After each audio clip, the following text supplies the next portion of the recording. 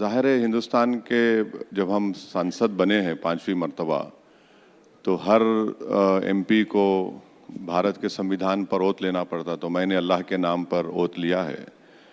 तो संविधान के तहत ही तो देश चलेगा, किसी की मनमानी से तो नहीं चलना चाहिए जो आजकल चल रहा है। लेकिन हम परंपराओं से हटकर भी कई काम कर देते हैं। फिलिस्तीन की बात भी बोल आते हैं शपथ लेते हुए। हाँ, जब तक कोई रूल नहीं बना था, मेरे फ़लस्तीन जिंदाबाद के नारे के बाद स्पीकर साहब ने एक रूल बना दिया कि अब जिस किसी को भी ओथ लेना है तो उसको ये फॉर्मेट के तहत ओथ लेना पड़ेगा। मगर उस दिन आप ये नहीं देखे कि लोग दूसरे पार्टी के लोग किस तरह ओथ ले रहे थे, क्या क्या नारे लगा रहे थे, तो उसको सब भूल गए। और आप हम पे ज़्यादा नज़र करम आप लोगों की रहती है तो बहुत अच्छा है। तो ये भाईजान का हिंदुस्तान जब हम कहते हैं तो ये एक प्रधानमंत्री नरेंद्र मोदी का विकसित भारत उनका विजन। भाईजान का हिंदुस्तान कैसा है उनकी निगाह में? कैसा हिंदुस्तान है, कैसा होना चाहिए? नहीं, हिंदुस्तान भारत जो है वो तो इस देश का कोई रिलीजन नहीं है। नरेंद्र मोदी की सरकार कहती है कि इस देश का एक ही रिलीजन है। आइडियोलॉजी तो होनी चाहिए कॉन्स्टिट्यूशन। बीजेपी कहती है कि हिंदुत्व हमारी आइडियोलॉजी है। हम तो उसके खिलाफ हैं, जो एक्सक्लूसिव है, इंक्लूसिव नहीं है। तो फ़र्क यही है हम में और जो आज सरकार में है, जो रूलिंग पार्टी है या जो भी है। तो आज वो लोग उसको नेशनलिज्म को आप हिंदू नेशनलिज्म बना दिए। नेशनलिज्म को आप नेशनलिज्म नहीं रख सके। तो हर चीज़ आप देख रहे हैं कि कोई जाकर ईद भी नहीं मना सकता दिल्ली के उत्तम नगर में। खून की होली खेली जाएंगी मुसलमानों से कहा गया। और दिल्ली में हुकूमत लॉ एंड ऑर्डर किसके पास है? एमएचए के पास है। तो ये फ़र्क है हम में और दूसरों में। नहीं, लेकिन उधर तो नाम में ही भारतीय जनता पार्टी है और आपकी पार्टी के नाम में मुस्लिमीन है। नहीं, मगर आप ये नहीं देखते कि अगर कोई पॉलिटिकल पार्टी बनती है तो उसको इलेक्शन कमीशन के पास लिख कर देना पड़ता है कि वो भारत के संविधान पर उनको अटूट भरोसा है। आप ये भूल जाते कि शिवसेना हो गई, एनसीपी हो गई, बीआरएस है, अकाली दल है, ऐसे कई पार्टियां हैं। मगर इलेक्शन कमीशन में पार्टी के रजिस्ट्रेशन के लिए जो फॉर्मेट है वो ये है कि भारत के संविधान पे आपको अटूट भरोसा रखना पड़ेगा। क्या आपका मतलब, जब आप बात करते हैं हिंदुस्तान की, तो आपका झुकाव मुसलमानों की तरफ ज्यादा होता है? क्योंकि परसेप्शन यही है। नहीं, भारत में मुसलमान कोई मार्स से तो नहीं आए ना।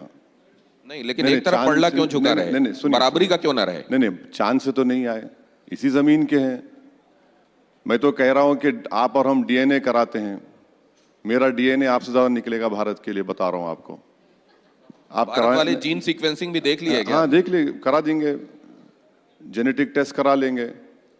तो ये जो बोलना कि भारत ये भारत का वैसा, और ये जो भारत तो सबका है ना।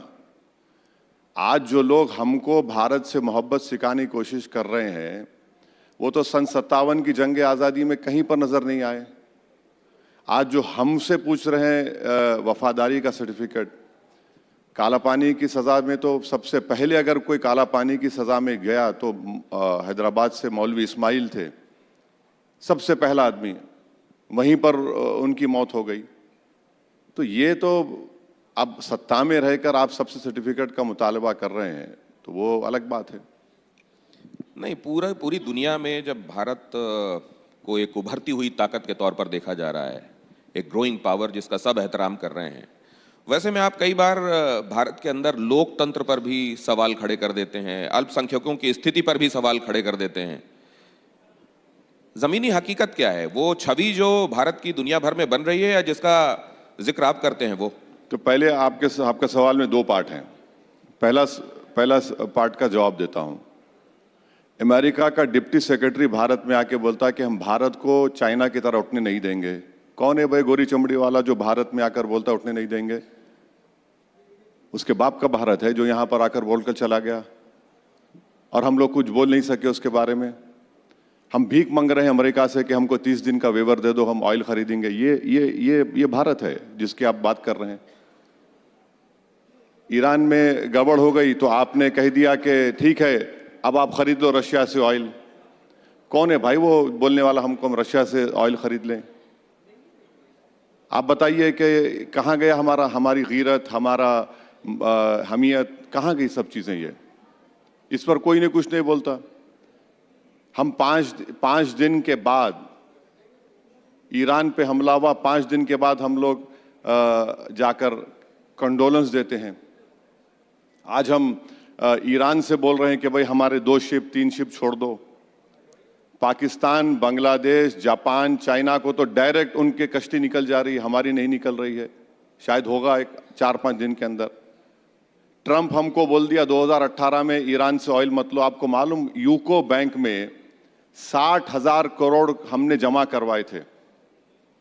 ईरान से हम ऑयल ले रहे थे और ईरान यहां से पैसों को लेकर नहीं जा रहा था, यहां से सामान खरीदकर भारत से लेकर जा रहा था। आज हम वो भी नहीं, हमने ट्रंप बोला गोरी चमड़ी वाला कि हम, ट्रंप ने कह दिया कि आप मत खरीदो रशिया से, हम नहीं खरीदेंगे। ट्रंप ने कह दिया खरीद लो, हम खरीद लेंगे। नुकसान किसको हो रहा है? आज आप देख लीजिए, आज हम बासमती चावल हमारा पोर्ट में अटका हुआ है। फ्रूट जो जाते थे रमजान में गल्फ को, वो नहीं जा पा रहे हैं। आज हमारी कश्तियों को अफ्रीका से जाना पड़ रहा है, इंश्योरेंस उनका बढ़ गया है। तो फिर आप बताइए फिर कैसे होगा ये? और दूसरी बात, आपका सवाल का दूसरा हिस्सा, मेरे को एक बात बताइए, उत्तम नगर में क्या मुसलमानों को ईद मनाने के लिए हाईकोर्ट जाना पड़ता है? उत्तम नगर में आप घटनाओं का सामान्यीकरण नहीं करते। सुन तो लीजिए, अरे सुन तो लीजिए। दूसरी बात, आपने बात की वहां पर कश्ती में बच्चों ने रोजा खोला। एक वीडियो तो दिखा दीजिए TV9 पर कि उन्होंने हड्डी डाली है पानी में। और कौन सा कानून है जो कहता है कि खाना नहीं खाना? और जो पूरा सूरज आकर गंगा में गिर रहा है उस पर आपके मजहबी जज्बात को तकलीफ नहीं होती? अच्छा, मेरे मजहबी जज्बात क्या होगा? मैं भी रोजा रहता हूं।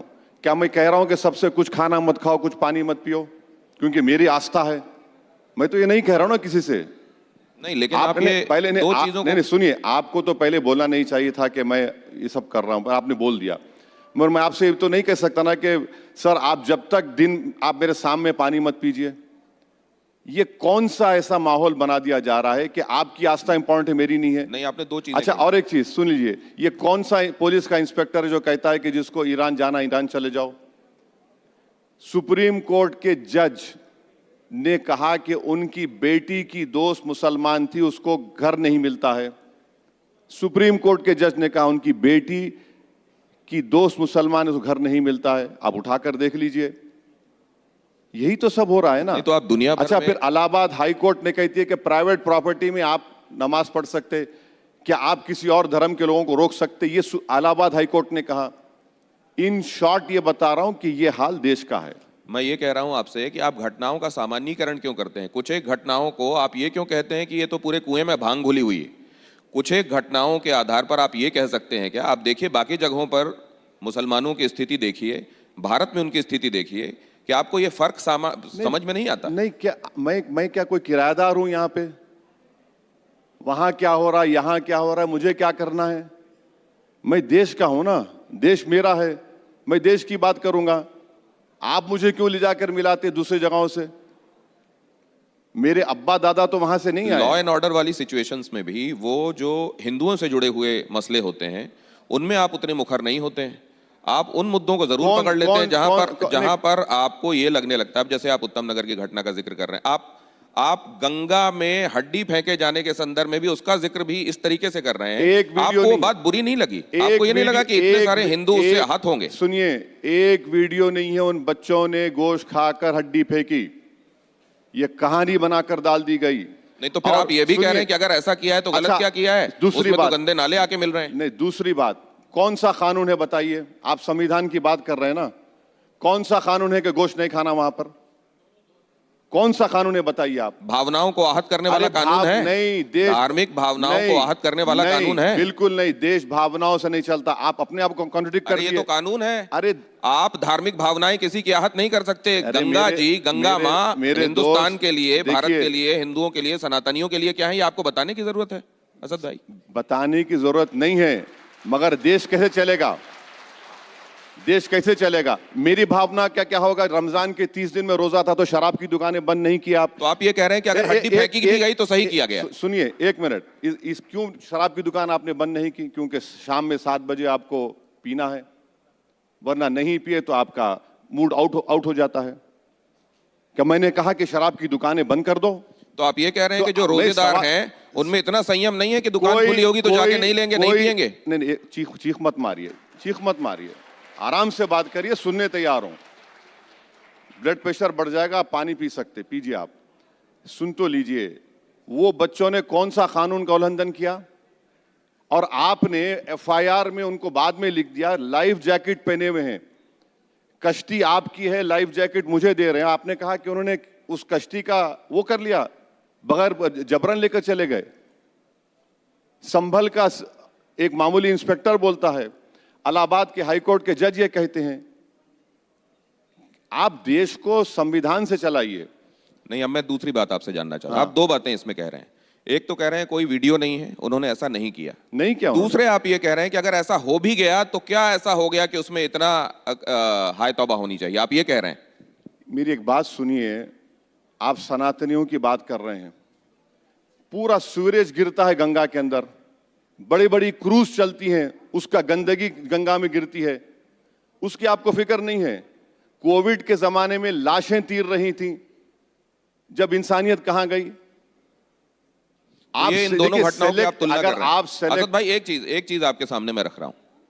मेरी माँ मान लीजिए कहीं बैठी हुई हैं और मैं अपने पैरों को वहां से मान लीजिए निकाल रहा हूं, उनको मेरा पैर लग गया, मैंने उनके पैर छू लिए वापस। एक होता है मैं उनसे ये कहूं कि मेरे पैर तो तुमको आते जाते लगते रहते हैं, तो कोई बात नहीं है, फिर पैर लग गया। ये जो आप कह रहे हैं गंगा में हड्डी वाली बात कि वहां सीवेज गिरता है, ये गिरता है या हड्डी विसर्जित की जाती है, ये कहीं हो जाता है बात अलग है, लेकिन मैं खा के फेंकूंगा ये तो जानबूझ